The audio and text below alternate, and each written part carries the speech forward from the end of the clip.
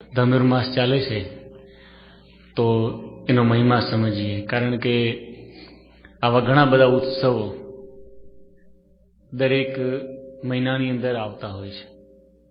પણ ઘણી વખત આપણે આમ ઠાકોરજીના દર્શન કરીએ, આપણને લાગે રમકડા ગોઠવ્યા છે, પુસ્તકો ગોઠવ્યા છે, તો શું કામ ગોઠવ્યા છે?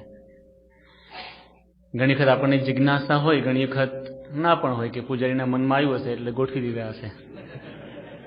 આપણા મનમાં એવું હોય, આપણે કે આમ જિજ્ઞાસા વૃત્તિ ના હોય કે આ કેમ આજે આ મૂકીને કેમ મૂક્યું છે, આ કે પુસ્તકો કેમ મૂક્યા છે, બધું આપણા મનમાં કે જિજ્ઞાસા ઘણી વાર ના હોય. ઘણી વાર તેવા મુમુક્ષુઓ તેને જાગે ખરી કે કોઈ દિવસ નહીં આ માસમાં આવા પુસ્તકો મૂકે છે, આવા રમકડા મૂકે છે બધા, ને પૂજારીને નાના બાળકો છે એટલે મૂકે છે, એવું નથી. ધનુર્માસનો વિશેષ મહિમા છે, તો એની થોડીક આપણે વાત કરીએ. ભરદ્વાજ સંહિતા એક ગ્રંથ છે અને પંચરાત્ર એ પણ એક ગ્રંથ છે. આપણે ચિષ્ટામાં બોલીએ છીએ પંચરાત્ર શાસ્ત્રનો રે રહસ્ય કરે કરી ખાંત. મહારાજ એ પંચરાત્ર શાસ્ત્ર વંચાવતા આપણા સંપ્રદાયના પરમ પુરુષ સ્વામીએ પંચરાત્ર શાસ્ત્ર ઉપર પણ પીએચડી કરી છે. તો એ પંચરાત્ર શાસ્ત્રની અંદર બ્રહ્મહંસ સંવાદ છે 6 અધ્યાયની અંદર, એની અંદર ધનુર્માસનો મહિમા અને વિધિ વગેરે વર્ણવેલો છે. સૂર્ય જ્યારે ધન રાશિમાં પ્રવેશે છે ત્યારે એને ધનુર્માસ કહેવાય છે. ધન રાશિમાંથી મકર રાશિમાં પ્રવેશે, મકર સંક્રાંતિ, એ વચ્ચેનો એક મહિનાનો ગાળો એ ધનુર્માસ, જેને આપણે ઘણા લોકો ધનારખ કહે છે આપણી પ્રાદેશિક ભાષામાં, કે ધનારખ બેસી ગયા, હવે કંઈ લગ્ન થાય નહીં, હવે કંઈ બીજા કોઈ વિધિ વિધાનો કંઈ આવી રીતે લગ્ન સંબંધી કોઈ કાર્ય થાય નહીં, આવી રીતે એક માન્યતા. આપણા ઋષિમુનિઓએ ખરેખર આ માસની અંદર એનો નિષેધ પણ કર્યો છે કે લગ્ન વગેરે આની અંદર ન થાય.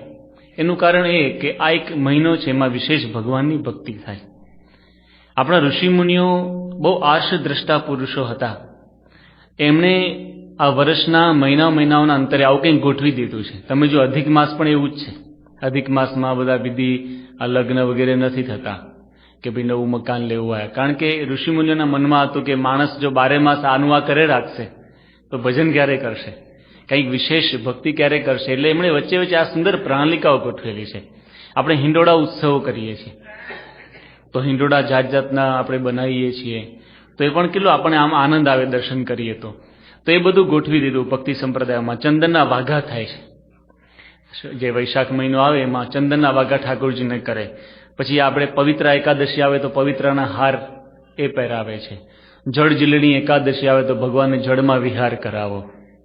રથયાત્રા આવે તો કે ભગવાનને ઘોડા પર બેસાડી, રથમાં બેસાડીને ભગવાનને રથ પર વિહાર કરાવો.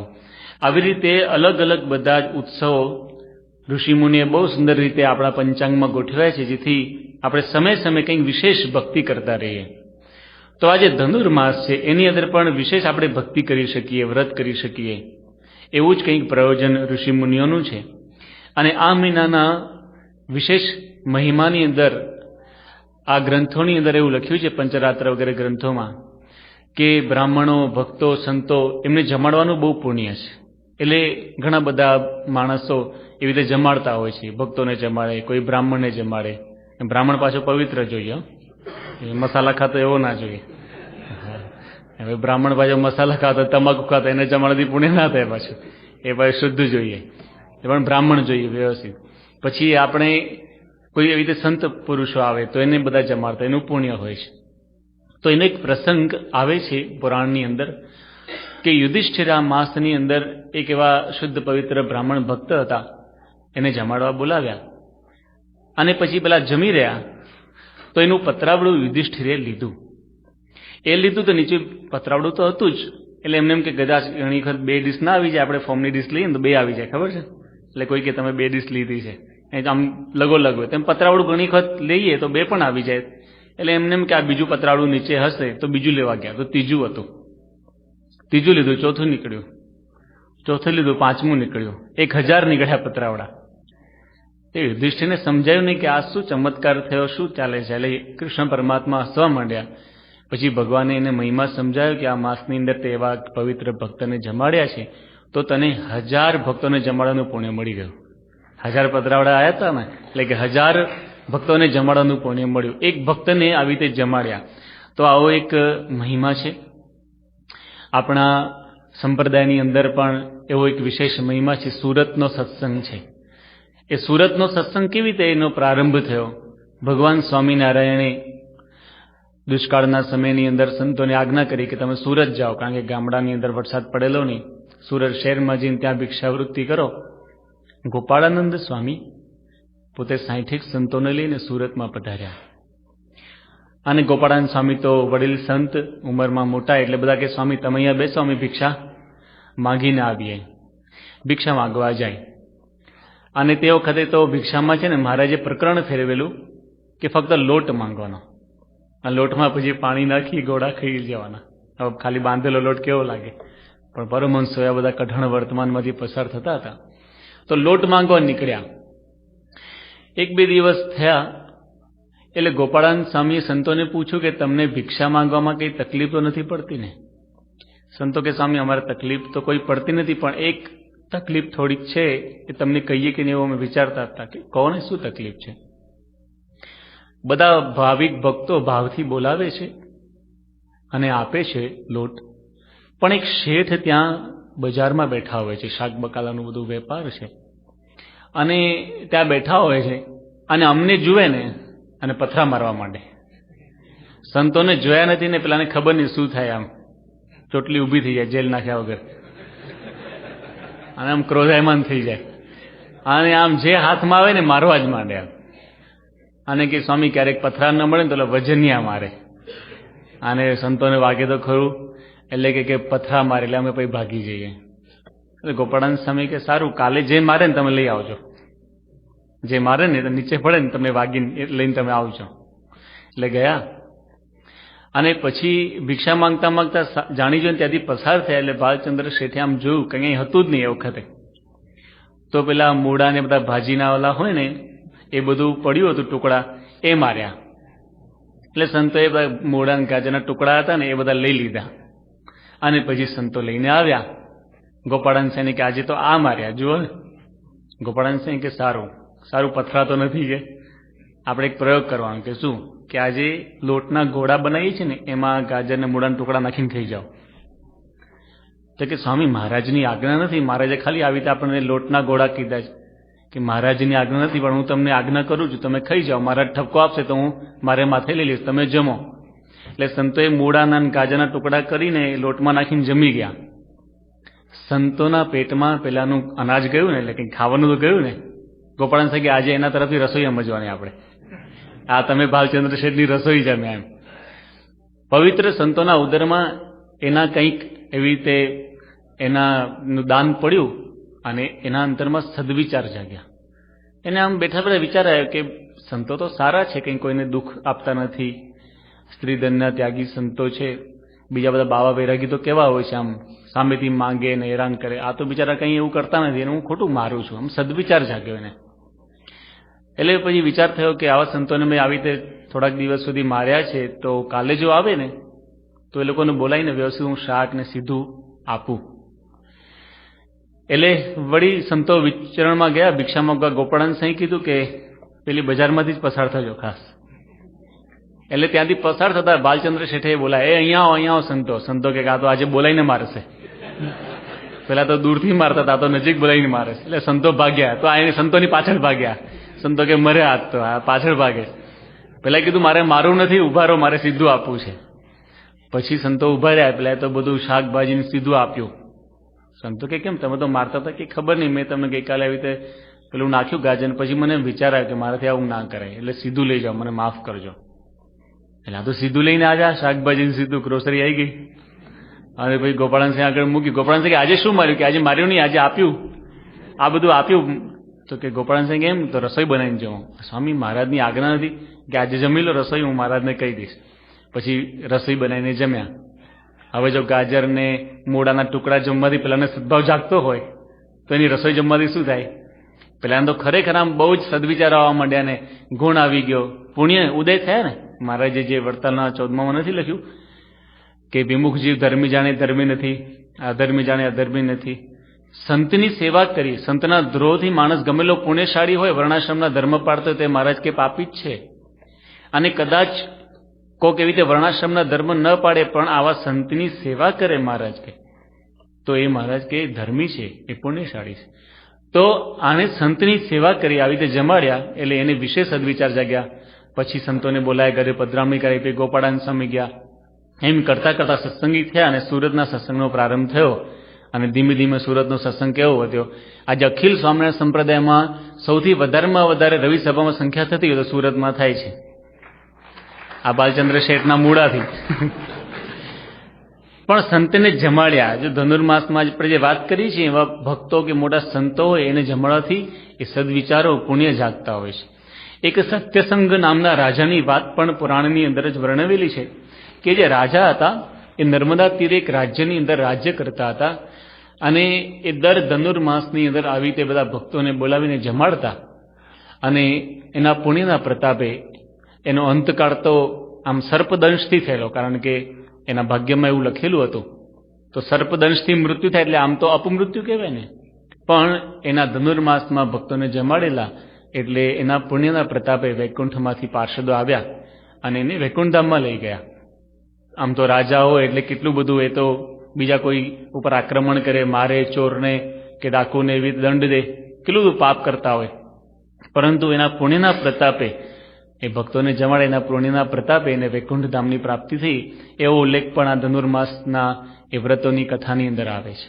ટૂંકમાં કહેવાનું શું કે ભગવાન જે છે એમના સંબંધમાં આવેલા ભક્તો એમની સેવાથી ભગવાન રાજી થાય છે. યોગી અપાએ શું લખ્યું યોગી ગીતામાં કે ગુણાતીત સત્પુરુષને પ્રણામ કરવા, દંડવત કરવા અને એના સંબંધવાળાને થેબે મારવા ને.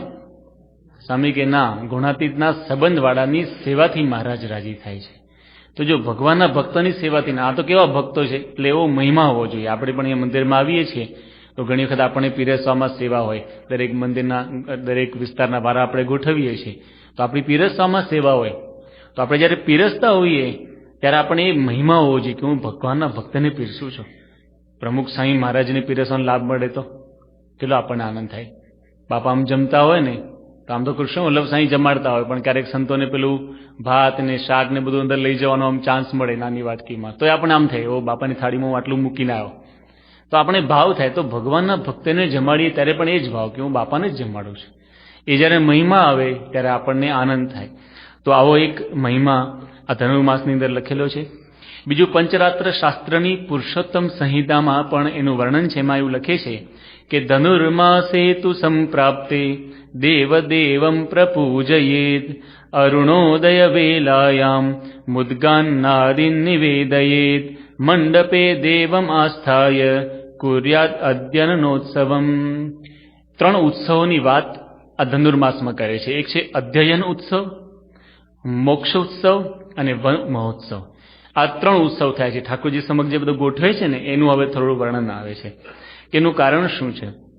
તો પહેલી વાત કરે છે કે ભગવાન આગળ આ બધું અધ્યયનનું બધું ગોઠવે છે. અધ્યયન ઉત્સવ આપણે કરતા હોઈએ છીએ. એટલે ભગવાનની મૂર્તિ સરસ મંદિરમાં મંડપમાં પધરાવવામાં આવે છે. પછી બધા શાસ્ત્રો મૂકવામાં આવે છે અને એનું પણ વર્ણન કરવામાં આવે છે કયું શાસ્ત્ર ક્યાં મૂકેલું હોય. જેમ આપણે મહાપૂજામાં કહીએ છીએ પૂર્વે ઋગ્વેદાય નમઃ, તો ભગવાનની પૂર્વ દિશાની અંદર ઋગ્વેદ મૂકવામાં આવે છે. દક્ષિણે યજુર્વેદાય નમઃ, દક્ષિણ દિશામાં યજુર્વેદ મૂકવામાં આવે છે. પશ્ચિમે સામવેદાય નમઃ, પશ્ચિમ દિશાની અંદર સામવેદ મૂકવામાં આવે છે. ઉત્તરે અથર્વવેદાય નમઃ, ઉત્તરમાં અથર્વવેદ મૂકવામાં આવે છે. આ તો 4 દિશા છે. પછી બીજી બધી દિશાઓ છે ને, નોર્થ ઈસ્ટ ને સાઉથ ઈસ્ટ ને બધી, ઈશાન, નૈઋત્ય, વાયવ્ય, આ બધી દિશાઓની અંદર પણ તો નૈઋત્યની અંદર સ્તોત્રોના ગ્રંથો મૂકવામાં આવે છે. વાયવ્ય દિશાની અંદર ધર્મશાસ્ત્રો મૂકવામાં આવે છે. અગ્નિ દિશાની અંદર રામાયણ મહાભારત વગેરે ઇતિહાસ ગ્રંથો મૂકવામાં આવે છે. અને ઈશાન દિશાની અંદર પ્રાકૃત ભાષાના ગ્રંથો મૂકવામાં આવે છે. પ્રાકૃત ભાષા એટલે આપણે ગુજરાતી ભાષા, તો એના બધા ગ્રંથો, કોઈ સાઉથમાં આવે તેને તમિલ ભાષામાં જે કંઈ ગ્રંથો હોય પણ એ બધા ગ્રંથો એ મૂકવામાં આવે છે. અને એવી વિભાવના છે એની અંદર કે ભગવાન પોતે ભણવા માટે જાય છે. આવો એક એની પાછળ ભાવ છે. અને એ ભાવરૂપે આપણે અહીંયા પુસ્તકો મૂકીએ છીએ. આપણે તો બધા વેદો ઉપનિષદો ને બધું નહીં, પણ ભગવાન આગળ આપણા સંપ્રદાયના પુસ્તકો એ બધું આપણે મૂકીએ છીએ ભગવાનના અધ્યયન ઉત્સવને પ્રતીક રૂપે. કારણ કે ભગવાન છે એને કંઈ ભણવાની જરૂર નથી. ભગવાન તો પોતે કોણ છે? જ્ઞાનનું સ્વરૂપ છે ને. વેદો છે એ પણ ભગવાનના મુખમાંથી શ્રવેલા છે. કોઈ ઋષિમુનિઓ તો લખ્યા નથી. ઋષિમુનિઓ તો એ દિવ્ય વાણી સાંભળી અને એનો એ ગ્રંથસ્થ કર્યા, પણ મૂળ તો એ ભગવાનનું સ્વરૂપ છે.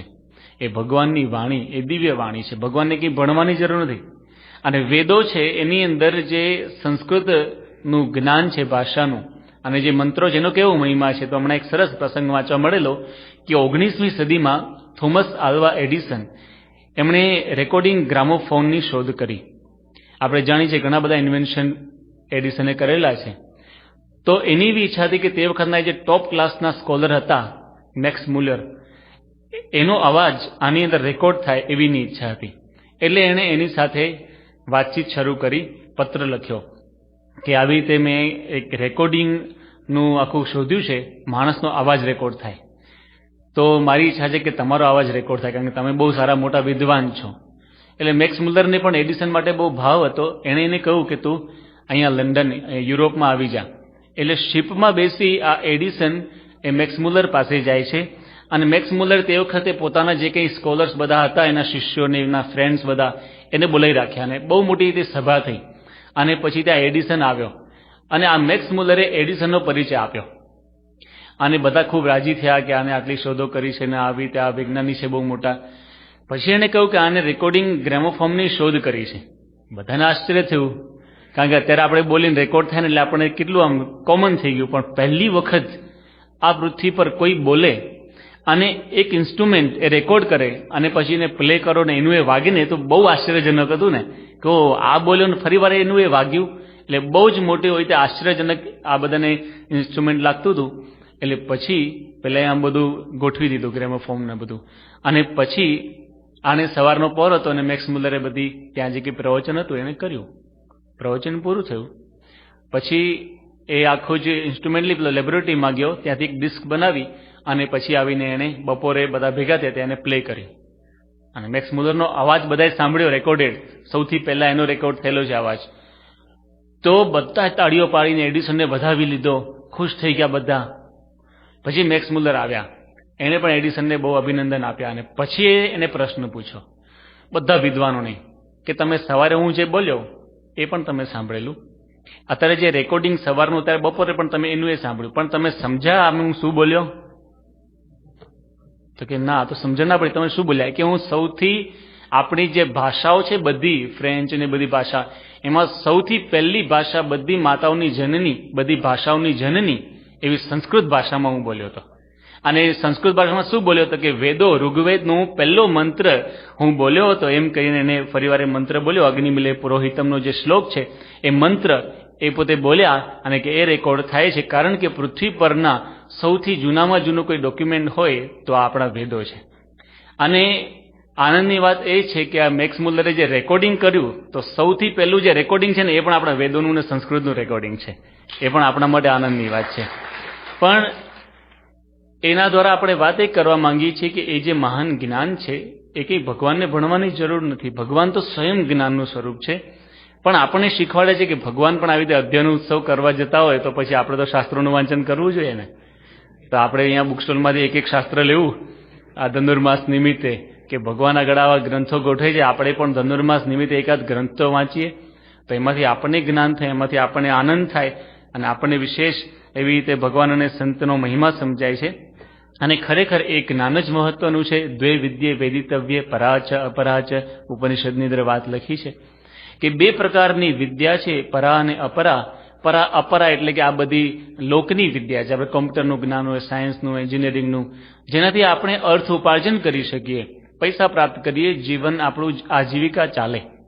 પરંતુ જે પરાવિદ્યા છે, સા વિદ્યાયા વિમુક્તયે, કે જે એ પરાવિદ્યા, બ્રહ્મ વિદ્યા કે જેનાથી મોક્ષ થાય, તે આ શાસ્ત્રોની વિદ્યા છે.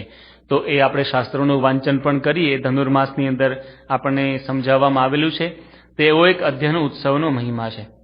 પછી બીજો એની અંદર ખાસ મહિમા એ છે કે ભગવાનને છે ને શીરો ધરાવવામાં આવે છે. પૂજારી ધરાવો છો ને શીરો? ભગવાનને શીરો ધરાવવામાં આવે છે ધનુર્માસમાં રોજ. અને કદાચ હા, એટલે જે હરિભક્તો સ્પોન્સર કરે છે ધનુર્માસ નિમિત્તે શીરો, એનું નામ દઈને પ્રાર્થના કરીને પૂજારી ધરાવે છે. પણ એનો એક મહિમા છે, ભગવાનને શીરો ધરાવવામાં આવે છે. અને એના માટે એવા શબ્દો પણ વાપરવામાં આવેલા છે કે ભગવાન જે છે એમને શીરો કેમ ધરાવવામાં આવે છે આ માસની અંદર, તો એનો પણ એક ઇતિહાસ છે. કે છે કે આ મહિનો છે માર્ગશીર્ષ માસ, એટલે કે માક્ષર મહિનો. તો માર્ગશીર્ષ માસ બહુ જ પવિત્ર માસ છે. શ્રીમદ ભગવદ્ ગીતાની અંદર ભગવાન કૃષ્ણે વિભૂતિ યોગની અંદર 10મા અધ્યાયમાં એને વિભૂતિ ગણાઈ છે કે માસાનામ માર્ગશીર્ષોસ્મી, મહિનાઓની અંદર હું માગશર છું. અને માગશર મહિનો આપણા માટે મહત્વનો શેના માટે છે? બાપાની જન્મ જયંતિ. અને બીજું સ્વામિનારાયણ મહામંત્રનું પ્રાગટ્ય, માગશર વદ એકાદશી. તો આ બે મહાન એ આપણા માટે વસ્તુ છે કે એક તો સ્વામિનારાયણ મહામંત્રનું પ્રાગટ્ય છે અને આપણા ગુરુવરીનું પ્રાગટ્ય છે. એટલે માગશર મહિનો આપણા માટે પણ બહુ જ એક અધિક છે. દેવતાઓનો આ પ્રાતઃકાળ કહેવાય છે. માગશર મહિનો દેવતાઓનો પ્રાતઃકાળ કહેવાય છે. અને પ્રાતઃકાળ હંમેશા સાત્વિક હોય છે. આપણે સવારે ઉઠીએ એટલે કેવા સત્વગુણના વિચારો આવે ને, આપણને પૂજા કરવાની મજા આવે, માળા કરીએ. કારણ કે પ્રાતઃકાળે સત્વગુણનું વાતાવરણ હોય છે. એની અંદર પણ ઘણા રજોગુણમાં વર્તા હોય, જુદી વાત છે. પણ સવારનો પહોર છે એ એકદમ શાંત વાતાવરણ. કારણ કે આપણે આખો દી જોબ કરીને રાત્રે આવીને પૂજા કરો તો મજા ના આવે, તો સ્વાભાવિક છે.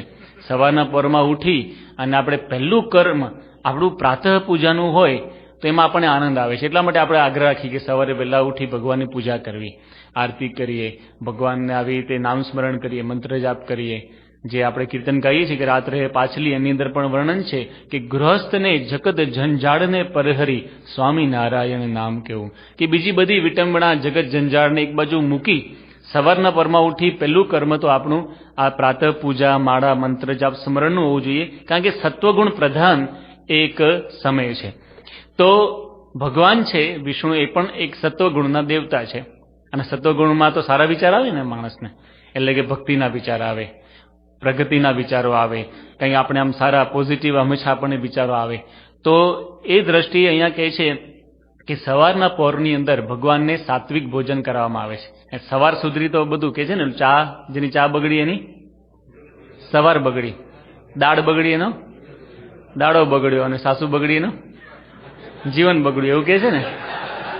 એક કહેવત છે કે કારણ કે ત્રણેય ગરમ હોય છે.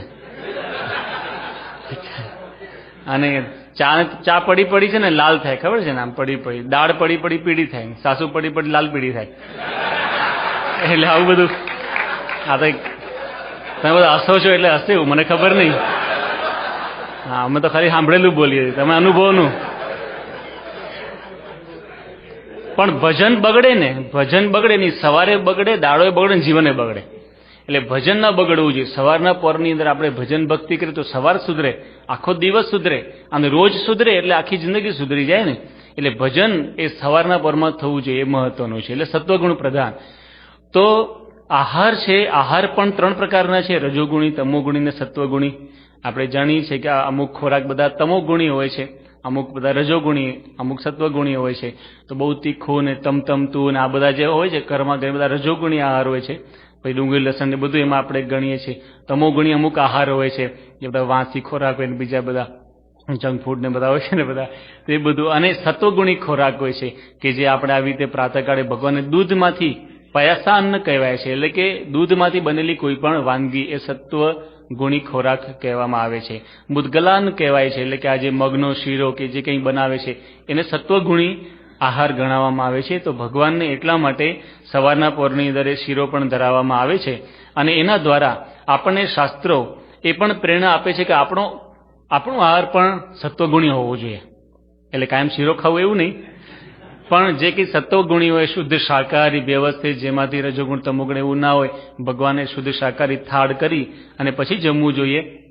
ફક્ત સવારના પહોરમાં ભગવાનને થાળ કરીએ એવું નહીં, પણ જ્યારે જ્યારે જમીએ ત્યારે ભગવાનને આપણે ધરાવીને જમીએ, એ પણ આની અંદર આપણને ખાસ શીખવાડવામાં આવે છે. તો એવો પણ એક સુંદર આની અંદર ઇતિહાસ છે. પછી આ તો અધ્યયનનો આખો ઉત્સવ થયો. પછી મોક્ષનો ઉત્સવ છે. મોક્ષદોત્સવમાં એવી એક વાર્તા છે કે બ્રહ્મા હતા, એ ભગવાન આપણે જાણીએ છીએ કે વટપત્રશાહી ભગવાનના દર્શન કર્યા છે ને, ફોટામાં આવે છે ભગવાન વડના પાન ઉપર સૂતા છે. કરારવિંદે ને પદારવિંદમ મુખારવિંદે વિનિવેશયમ તમ વટસ્ય પત્રસ્ય પુટે શયાનમ બાલમ મુકુંદમ મનસ્માં સ્મરામી. તો એ વડના પત્રની અંદર નાનું બાળ મુકુંદનું સ્વરૂપ ધારણ કરી પરમાત્મા પોઢ્યા હતા. એમના નાભિકમળમાંથી પ્રગટ થયેલા બ્રહ્મા, એ બ્રહ્માએ વેદોનું ગાન શરૂ કર્યું અને પછી બહુ સારું ગાન કર્યું. એટલે એમને થોડો ગર્વ આવ્યો કે માણસ બહુ સારું ગાય ને પછી એમ થાય ને કે હું તો બહુ સારું ગાઉં છું. સહેજે માણસના મનમાં થાય. તો બ્રહ્માના મનમાં એવો થોડો ગર્વનો ભાવ થયો અને એ ગર્વ આવે એટલે તરત ભગવાનનું સ્મરણ તો થાય જ, ભગવાનનું વિસ્મરણ તો થઈ જાય. કારણ કે અહંકાર અને ભગવાનની વચ્ચે એક દિવાલ છે. એ ભક્ત એ દિવાલ તોડે તો ભગવાને પહોંચી જાય. તે ગર્વની દિવાલ ઊભી થઈ એટલે ભગવાનનું વિસ્મરણ થયું. ભગવાનનું વિસ્મરણ થયું એટલે અસુરોને ચાન્સ મળ્યો. ભગવાનના કાનના મેલાશમાંથી મધુકૈટભ નામના 2 અસુર પ્રગટ થયા અને બ્રહ્માને મારવા દોડ્યા. બ્રહ્માને જ્ઞાન થયું કે હું તો ભગવાનને ભૂલ્યો, એટલે તરત ભગવાનની સ્તુતિ કરી. ભગવાન રક્ષામાં આવ્યા. ભગવાને આ બંને અસુરો હતા એમને કહ્યું કે તમે કંઈ મારી પાસેથી વરદાન માંગો, અહીંથી જતા રહો. એટલે આસુરો શું કહે છે, તમે વરદાન માંગો, અમે નહીં, તમે અમારી પાસે માંગો. આસુરો એવું કહે છે, ભગવાન તમે માંગો અમારી પાસે, તમે શું આપવાના હતા, અમે આપીએ તમને. એટલે ભગવાને બી થોડા ઉશ્કેર્યા. ભગવાન કે તમે કેટલી વાર મારેલા છે અમે, પાછા તમે આવી ગયા અસુરો થઈ. આવું કીધું એટલે કે કેમ તમે અમને ક્યાં મારેલા, ચાલો આવી જાઓ, તાકાત મારવા આવી જાઓ. એટલે ભગવાને યુદ્ધ કરવું તો ભગવાને યુદ્ધ કર્યું અને ભગવાને બંનેને પરાજિત કર્યા, બંનેનો ઉદ્ધાર કર્યો. મૃત્યુ સમયે પુનઃ ભગવાને કરુણા કરી અને ભગવાને કીધું કે બોલો કંઈ માંગવું છે. એટલે એમને કીધું કે અમને તો તમારા ધામમાં લઈ જાઓ. ભગવાન અમને ધામમાં લઈ જાય છે. પણ એ જે દિવસ હતો માક્ષરવદ એકાદશીનો દિવસ. અને આ 2 અસુરોએ ભગવાન પાસે એવું માંગ્યું કે આ ધનુર્માસની આ એકાદશીના દિવસે જે મંદિરમાં આવી તમારું દર્શન કરે એને તમે તમારા ધામની પ્રાપ્તિ કરાવજો. તો એ પણ ભગવાને વરદાન તથાસ્તુ આપીને કહ્યું. એટલે એકાદશીએ પણ મંદિરમાં આવવું, દર્શન કરવા, ભગવાન આગળ ભજન કીર્તન કરવા, એવું એક વરદાન એ લોકોએ માંગ્યું કે એને મુક્તિ મળે. મહારાજે તો આપણને શિક્ષાપત્રીમાં કહ્યું જ છે કે નિત્ય જે આપણે દર્શને તો જવું ભગવાનના, પણ એકાદશી આદિ ઉત્સવના દિવસે મંદિરમાં જઈને વાજિંત્ર સહિત ભગવાનનું ભજન કીર્તન કરવું. આવી પણ ભગવાન સ્વામીએ આપણને આજ્ઞા કરી છે. તો આવી રીતે મોક્ષદો ઉત્સવ પણ એકાદશીના દિવસે ઉજવાય છે. અને ત્રીજો ઉત્સવ છે વન ઉત્સવ. આ વન મહોત્સવની અંદર પણ એક સુંદર પ્રણાલિકા છે. મૂળ તો આ ભક્તિની પ્રણાલિકાઓ છે. આપણો સંપ્રદાય વૈષ્ણવ સંપ્રદાય જ છે, ભક્તિ સંપ્રદાય છે. અને વૈષ્ણવની પરંપરાની અંદર પુષ્ટિ પ્રકાશ સેવા પ્રણાલિકાનો ગ્રંથ છે. આ ગ્રંથની અંદર બહુ સુંદર વાત કરવામાં આવી છે કે ધનુર્માસ છે ને એમાં દિવસ ટૂંકો હોય, રાત્રિ લાંબી હોય. ત્યારે આપણને અનુભવ થાય છે 4-4:30 સૂર્યાસ્ત થઈ જાય એટલે રાત્રિ લાંબી, દિવસ ટૂંકો. એટલે ભગવાન વહેલા ગાયો ચરાવવા માટે જતા રહે એટલે ભગવાનને વહેલો નાસ્તો કરાવી દે અને પછી ભગવાન જાય એટલે એને મેવાનો બધો પ્રસાદ પોટલીમાં ભરીને આપે. એટલે એના દ્વારા એવું સમજાવવા માંગે છે કે ભગવાન જે છે એ વહેલા ઉઠી અને પછી પોતે આવી રીતે ગાયો ચરાવવા અને બધું જાય એટલે ભગવાનને વહેલા થાળ કરવો જોઈએ. એટલે આપણે ધનુર્માસમાં વહેલા થાળ જે મૂકી દે છે સવારના પોરની અંદર. આમ તો બપોરે જે રાજભોગ આરતી થાય ત્યારે થાળ હોય, પણ સવારથી થાળ મૂકી દે પેલું મેવાનો ને બધું. એટલે એવી એની અંદર પણ એ ભાવના કરવામાં આવી છે કે ભગવાન હવે ત્યાં જંગલમાં જઈને આ બધું વન ભોજન કરશે. એટલે ટૂંકમાં ભક્તિ સંપ્રદાયોની અંદર આ બધી પ્રણાલિકાઓ એ આપણા અંતરમાં ભગવાન પ્રત્યેનો ભક્તિભાવ જાગે એના માટેનું છે. યોગીજી મહારાજ એ 1965ની સાલમાં બોચાસણમાં હતા. તે વખતે એમને સ્લેટ આપવામાં આવી અને એક વાક્ય લખવાનું કહેવામાં આવ્યું. કારણ ઠાકુરજી આગળ સ્લેટમાં સુવાક્યો લખીને પણ મૂકે છે. એ આપણે અહીંયા પણ જોઈએ છીએ, બાપાના સુવાક્યો પણ આજે મૂકેલા છે. તો યોગીજી મહારાજ તે વખતે લખ્યું કે નિર્દોષ બુદ્ધિ એ જ ભક્તિ. અને એ સ્લેટ આજે પણ બોચાસણના રંગમંડપમાં છે. ગયા વર્ષે આ ધનુર્માસની અંદર બાપા મુંબઈમાં જતા અને સ્વામી બાપા રોજ બ્રહ્મ વિદ્યાનો પાઠ એ પોતે આપતા અને એમાં અલગ અલગ બાપા એક વાક્ય આપતા હતા. એ પણ આપણી પાસે બધું ઉપલબ્ધ છે. અને આ વખતે બાપા બ્રહ્મ વિદ્યાની બારાખડી સમજાવે છે. એટલે અક્ષરધામ, ઈ એટલે ઈશ્વર, આ બધું બાપા રોજ એક શબ્દ લખે છે. એ પણ ઘણાને ઈમેલ આવતી હશે. તો એ બધું પણ બાપા રોજ લખતા હોય. ટૂંકમાં યોગી બાપાથી લઈને પ્રમુખ સ્વામી મહારાજ સુધી જ્યાં જ્યાં બધા મંદિરોમાં હોય ત્યારે સંતો સ્લેટમાં કે એવું કંઈક આપે અને સ્વામી લખ્યા. ત્યાં તો બધું કોમ્પ્યુટરાઇઝ થઈ ગયું. બાપા કોમ્પ્યુટરમાં આમ દબાવે એટલે સ્વામીના અક્ષરે જ બધું લખાઈ જાય. પણ ટૂંકમાં એ સત્પુરુષ દ્વારા એ કંઈ લખાણ કરવામાં આવે અને એ પાઠ આપણને રોજ રોજ મળે. એટલે ઘણાને ઈમેલ આવતી પણ હશે, ઘણાને આવતી તો બીજાને આપણે ફોરવર્ડ કરવી. એટલે બાપાના સુવાક્યોથી એ સુવાક્યોની ને બધી આપણને ધનુર્માસમાં પણ એનો લાભ મળી રહે. તો ટૂંકની અંદર આવા ઘણા બધા ઉત્સવ ધનુર્માસ સાથે સંકળાયેલા છે. ભક્તિનો એક આખો મહિનો છે. તો આની અંદર ઋષિ મુનિઓએ કહ્યું કે આ માસની અંદર લગ્ન ને બધું થાય નહીં અને વિશેષ ભક્તિ થાય. જો કે યુએસ વાળાને તો કંઈ એવું નડતું જ નથી. મેક્સિમમ લોકો અત્યારે ઇન્ડિયા જઈને લગ્ન કરતા હોય છે, ખબર ને, ધનારક નડતા જ નથી ઘણાને તો. પણ આપણે ટૂંકમાં ભગવાનની ભક્તિ વિશેષ થાય એટલું અગત્યનું છે. વિશેષ માળા, દંડ, પ્રદક્ષિણા નિયમ લઈ શકાય. ઘણી બધી પ્રાસંગિક કથાઓ પણ સાથે સંકળાયેલી છે, પરંતુ ભવિષ્યમાં ક્યારેક જોઈશું. પણ આ ધનુર્માસમાં આપણા જીવનમાં વિશેષ ભક્તિ દ્રઢ કરીને બાપાને રાજી કરીએ એ મારા સાંઈની પ્રાર્થના છે. અક્ષરવિવાહ.com એક સંસ્કારી, ધાર્મિક અને સુંદર પાત્ર શોધવા માટેનો ઉત્તમ વિકલ્પ. અહીં આપ ફ્રી રજિસ્ટ્રેશન દ્વારા આપના મનગમતા પાત્રને મિનિટોમાં જ શોધી શકો છો. વળી નજીવી રકમમાં જ પ્રીમિયમ મેમ્બર બની તમારા પસંદિત પાત્ર સાથે કોન્ટેક્ટ પણ કરી શકો છો. તો રહસ્યની જુઓ છો, આજે જ વિઝિટ કરો www.અક્ષરવિવાહ.com.